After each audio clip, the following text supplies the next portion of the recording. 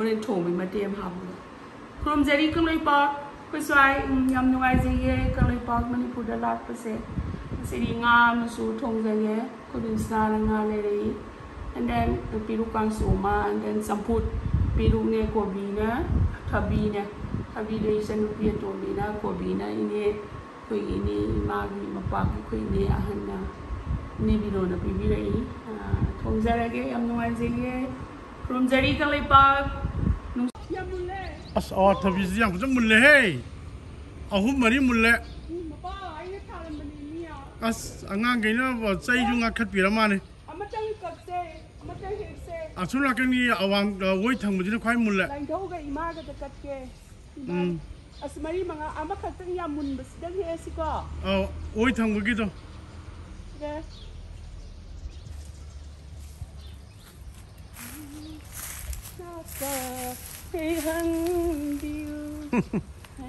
Are you happy now? I'm happy. Yeah, yum yor di harau tam kai no. La yam angang bas bas drama pa.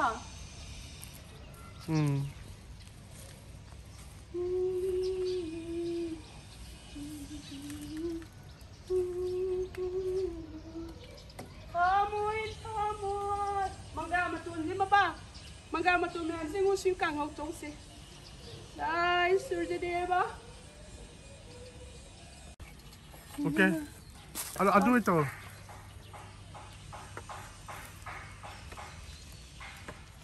Slow down. Oh, kira ka to. Good job. Atay di yagi ni mapa. Yagi, laijasan. Amoy. Lokolo yung. Ina hiding. Ina nakta. Lehan view. Beautiful. As yang sour ha. Lai dekat na ba no maban. Pambi da dumul lab jani mai. Imagi abong sagi abong sogi kat peyan. Wow. Kombi re sa. Yaral patki kombi re. Nuzapuni.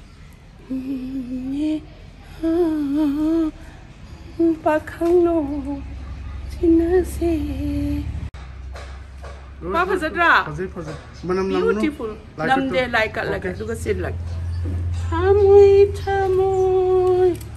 Singari. As yang group mana jam nawe. Lah. Apa tu hau reti hau mana sudah.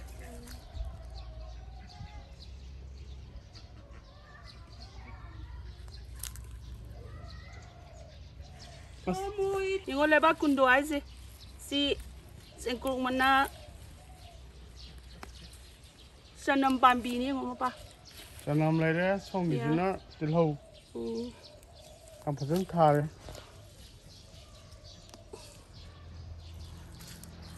sanam yang phajan hau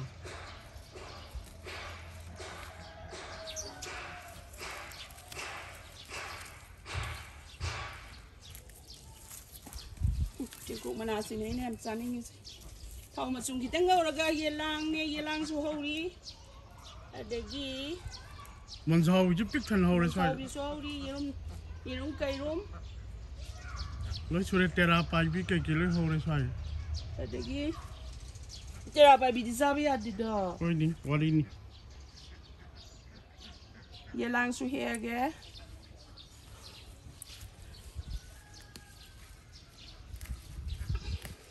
Siri manga kang hau sao siam hau ba. Kamin sing kita ga thong jage. Harau lo bo. Harau yang pa yang ai he ko kui do. Okay. Phajan thong. Okay. Oh. Mayang tun si ho. As phajan hau bo ni do. Si bora sani nge, bora ma sa ge. Kurak ayuk ta kurak yang pai bo ni da. Ya. Ina ma pai ngu kang human. Kangman maru si pude ade. Kangman. Jadi as koi nau pai ai megini. Joy kanting. Yung magbi. Keno awa phadi gong. Hau bra. Hau ya awa lu pai ge hau. Si kot ka da mane mi. Ina ma ambi ra mai lak ser. Tu yung mapan du su tare. Mapai yung mapagi chinga koi ina nu pi ai ma permission tha. 예, cái nốt đó, cái hai bên nọ, spinach đó. Palang sa ni ne. Palang sa cái ngay na, khơi phá vì thùng bì. Yang phật pa le mana do. Palang sa này, sinh krum này, dan, ai lối nào cũng chắc là cái, khơi bông sa nó thùng rồi anh xin đâu vậy. Thôi, uri xin ông mà pi, ai lại đâu đặc cái nó vào nông mà pan cái, khơi khara cái gì này, cái lối cắt thôi. Mà đúng số lâu bây giờ nhỉ. Nung si đào xem hậu em pi. Phật pa le hoi uri. Si đào xem hậu em bóc cái con này rồi cái nó xưa mồ lột thì của xem pa liền po. Palang sa gam hi em apa? Cái phong cái phun ít cho cái nào nó biết tụm bị gì màu thì cái hệ sẽ thông ra rồi. I'm turning nghe. Hello rồi bao. Yeah. Okay. Thanks to God. Mapa. Except đi anh đi ở tu. Xí đi cái nó khơi đom soi đi khát thà lệ khơi đâu đi hậu đi. Nàn đi xa cái bên này. Khơi cái ibu cái soi đi cái product này. Đấy cái mình chào bi anh masih mamin khang đi khoa bông zana. Khai đó mà hai bên này. Si cha bi ai kang soi da adom cham ne thong ba.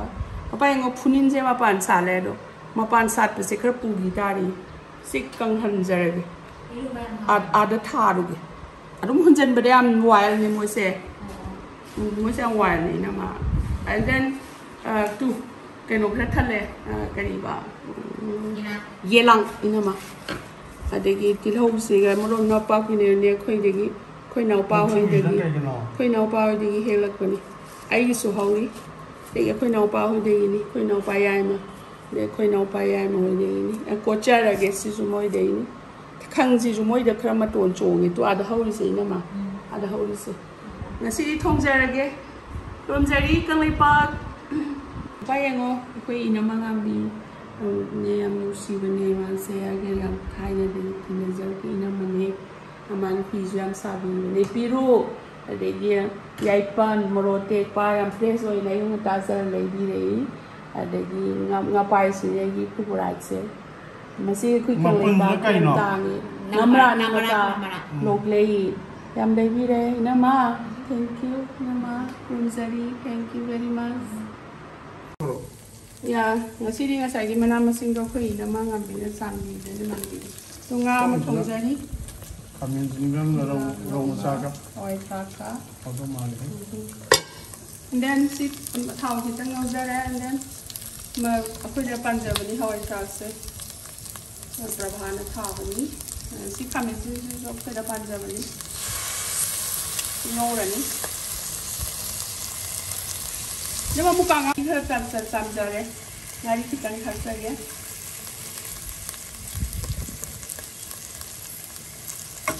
Ngon rồi đi.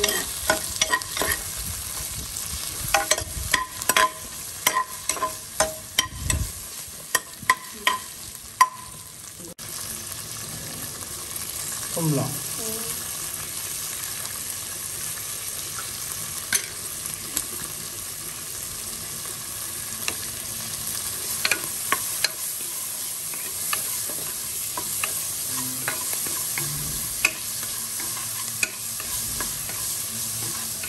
Bukan ada yang beri pasal yang mana yang beri. Jangan sudah muka dah. Piruk saya nak cakap lu kita ngajar yang piruk kalau yang jalan. Campur cabai kan.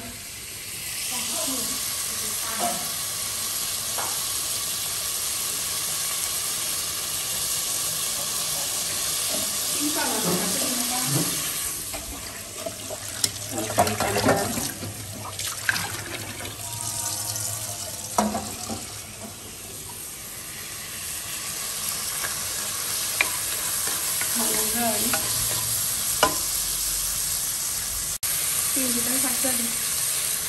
Kalau pada orang orang tahu yang Tuhan ada. Ini cuma yang tahu. Satu di pokok dah magung lebih bukan sudah. Sahih, kami ko mga suruba. Singa paksa ke. Mahiyam paksa lalo. Si saura ka si taga. Saura ka. cái gì làm sầu đấy mình đi thôi giàu mà này mình rồi ngang sinh tí cái tầm này rồi là làm rồi đi mình vào này hóa sầu là cái đi mama nggak saya sih nasihat kerja apa mấy ăn xong thì bán sầu klub meyam dah Kangleipak-1 Palansa Singapore ya lối sù để sini peru kang sura ya sini pun hawe pada sini rong macam thong ba hầu bro macam thong nak hawe lah cô nào vậy sini kai no ya cái nào bây giờ đây gì mà bây giờ cái ngon đây làm hè lối sù đấy ya khang gì ya khang cộtไปam hào khang đi sini phong lagi ya nát thì sẽ khang yao cái đây nè khang đi ha nếu mà lo khang đi sini khang lu tu ba as aku ya bố là làm bố bây giờ am hào rồi khi nào bây giờ hào rồi ya em phải sao giờ đây I'm tired sao From the Kangleipak First Manipur lo ini nama lo ayo nggak kan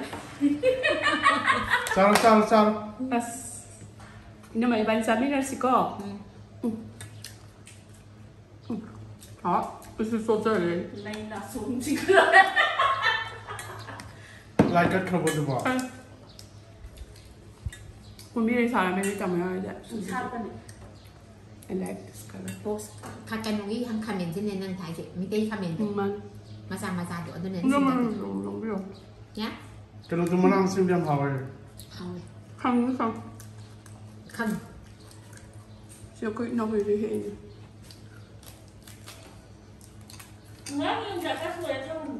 oh rồi rồi ăn được gầm nó chơi chơi gầm mềm đi mesti hawe ni saya lu mesti teh hawe cái gì mà ngon luôn biết không kang suy đôi mà ni sih so kang suy mà kawan mi kang so xin chào si mana mesti ni sihat kan si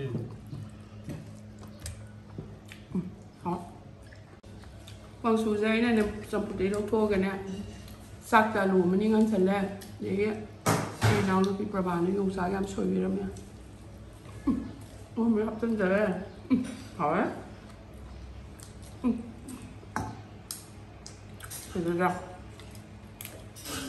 itu menem sidik nang itu isi lo itu nó xì bạc pas mandi so kan weden nan sana kita tahu do pambi tu sepuluh as menang ko si mamai do kyang hui ya 뭉소비라. 이제 뭉소비 됐다 매일 손나간다 하고 나타가 손나간다 하고. mama tu hobi 마음이가 얼마나 상관. ấy gì ấy gì hầu ấy gì hầu gì vậy 허우지. 자오 얘를 드네. chào đấy 자오. cô phi mà hầu đâu ok sao 해양 분위기 이런 거 안 되고. không phải không mình phải ra thọc bài quên nào đi đây dùng một tiếng qua lần mấy hiệu quả cha do an sang ma ne hả sao đấy không sao muốn gì đâu trong mua tin sang din vậy mua em cho mình cho chứ không xin phó gì rồi